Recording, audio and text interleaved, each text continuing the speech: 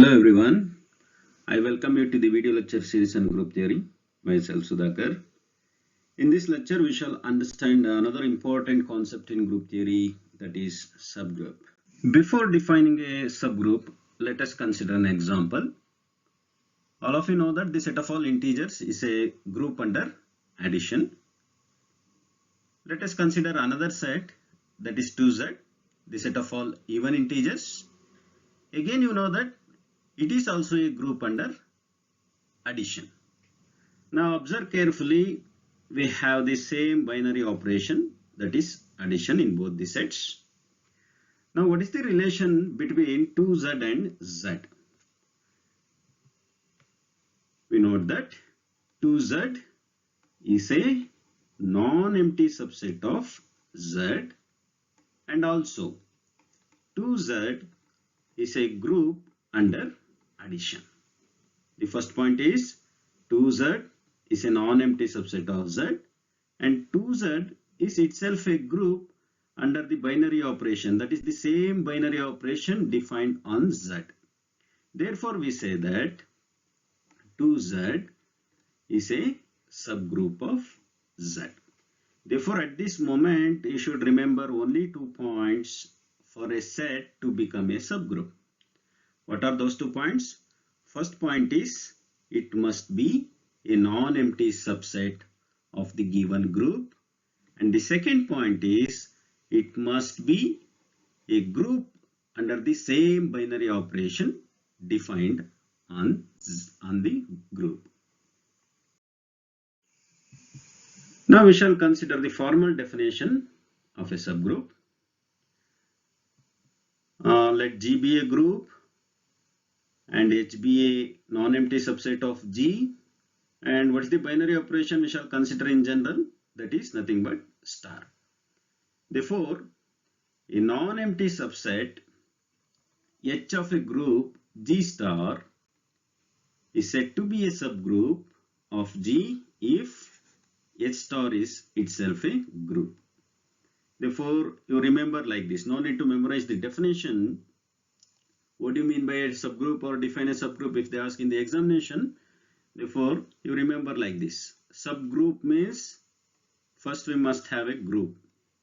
Therefore, let G be a group. Group means we must have a binary operation. So in general we shall take that as star. Now we shall define subgroup. Subgroup means first point, it must have a non-empty subset. Therefore, we shall take that as H. H means it must satisfy 2 conditions. First, it must be non-empty subset of G, and second point is it must be a group under the same binary operation. What is that? Star. Now you define a non-empty subset H of a group G star is said to be a subgroup if H star is itself a group. Therefore, you can define, or you can remember the definition like this.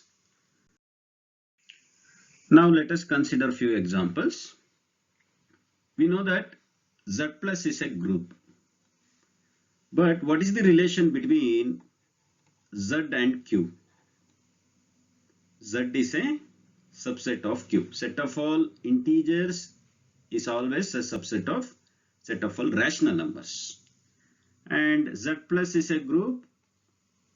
Similarly, Q plus is also a group. Therefore, Z is a group under the same binary operation defined on Q. Therefore, we say that Z plus is a subgroup of Q. Similarly, since Z is subset of the set of all real numbers, and Z is a group under the operation addition, therefore we say that Z plus is a subgroup of R plus. In the same way we say that Z plus is a subgroup of C plus, because Z is subset of C, and you can see Z plus is a group under the same binary operation addition. And the next example is 2z plus is a subgroup of z plus. Just now we considered this example. The set of all even integers is a subgroup of set of all integers under the binary operation addition. One point you must note that the binary operation must be same. And next example is Q plus is a subgroup of R plus. Set of all rational numbers is a subgroup of set of all real numbers under addition. And fourth example is Q star dot. Q star means what? Set of all non-zero rational numbers under multiplication is a subgroup of set of all non-zero. R star means set of all non-zero real numbers under multiplication. Q star is always subset of R star. Next example, H is equal to -1 and 1 is a subgroup of G which contains -1, 1, -I. Now what is this group?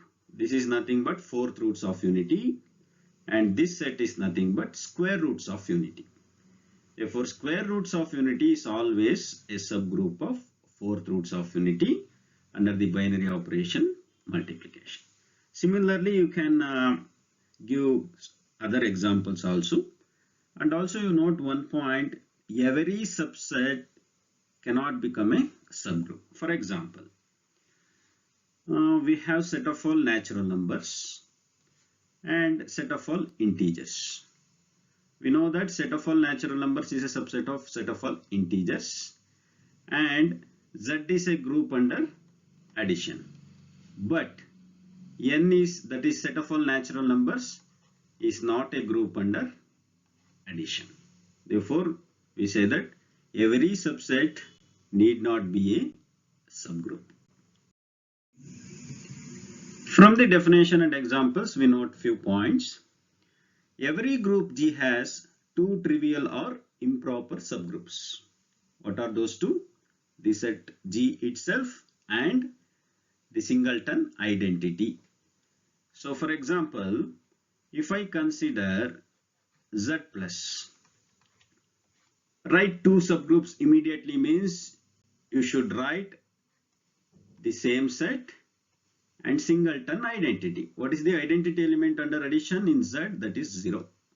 And these two we call it as trivial subgroups of Z, or we have improper subgroups.